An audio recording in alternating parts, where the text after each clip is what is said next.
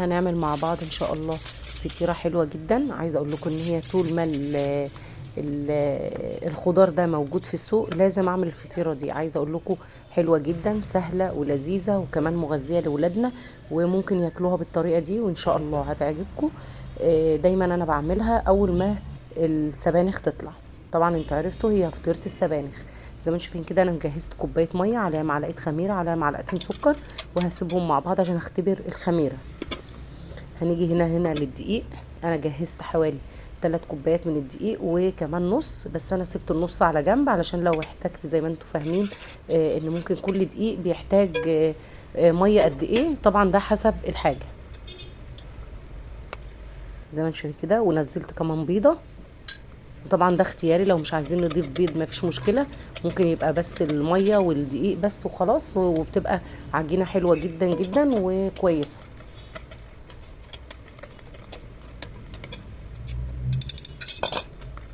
هبدا انزل كده الدقيق زي ما انتم شايفين كده، بنزله حبه حبه، وبعد كده هشيل بقى المعلقه وابدا استخدم ايدي، وهبدا بقى اضيف كده شويه دقيق وارجع تاني اضيف ميه. يعني زي ما قلت لكم كده على حسب نوع الدقيق بيحتاج قد ايه من الميه. لازم اعجنها عجين كويس جدا لحد ما تبدا ان هي ما تلزقش في ايدي. هبدا اخدها اعجنها على الرخامه زي ما انتم شايفين كده.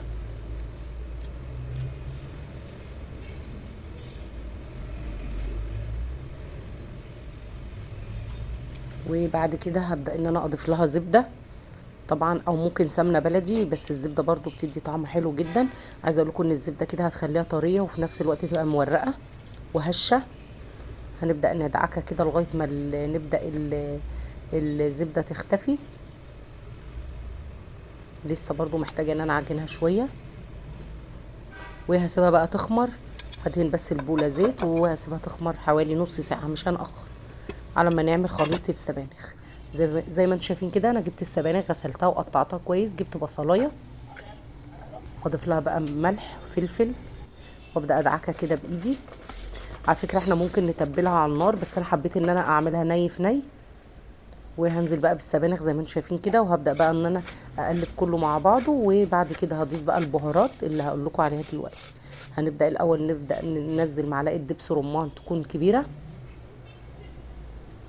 ده سماق معلقه كبيره، بابريكا، عصير ليمون، وابدا اقلبهم كده في بعض.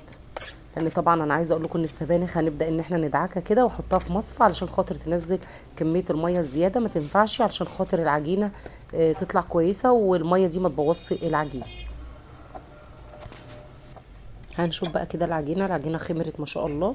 هنبدا بقى نفردها كده في صينيه. انا دهنت الصينيه معلقه زبده وبدات ان انا افردها كده. نفردها باي طريقه، طبعا بالنشابه او بايدينا عادي مفيش مشكله. عايزه اقول لكم ان العجينه طريه جدا ما شاء الله زي ما انتم شايفين كده، وعملت لها حروف كده من الجنب زي ما هو واضح. هبدا بقى اخد السبانخ كده وادعكها بايدي عشان انزل الميه كلها. لازم ننزل الميه علشان العجين ما يبص. طبعا بدات ان انا اضيف زيت زيتون، ده جبنه كريمي اللي هي زي الجبنه الدومتي او اي نوع جبنه يعني عندكم، بس هو لازم يكون الجبنه اللي هي الكريمي. وبعد كده ان انا بدات ان انا اضيفها هنا كده زي ما انتم شايفين.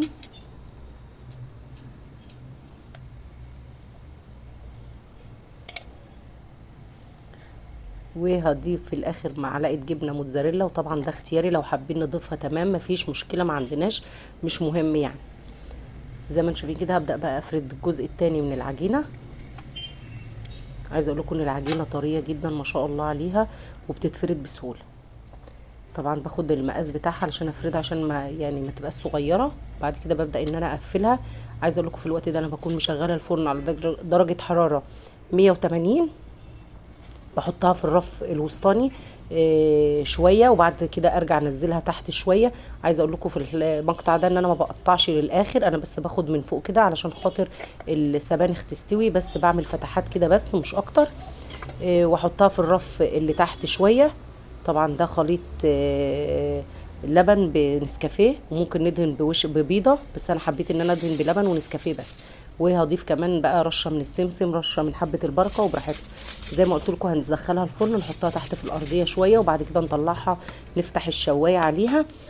بس سهله جدا وبسيطه، وزي ما انتم شايفين طالعين لونها تحفه. عايزه اقول لكم طعمها جميل جدا، مغذيه، وولادكم ممكن ياكلوها يعني، لان طعمها حلو جدا، وان شاء الله تعجبكم. والسلام عليكم ورحمه الله.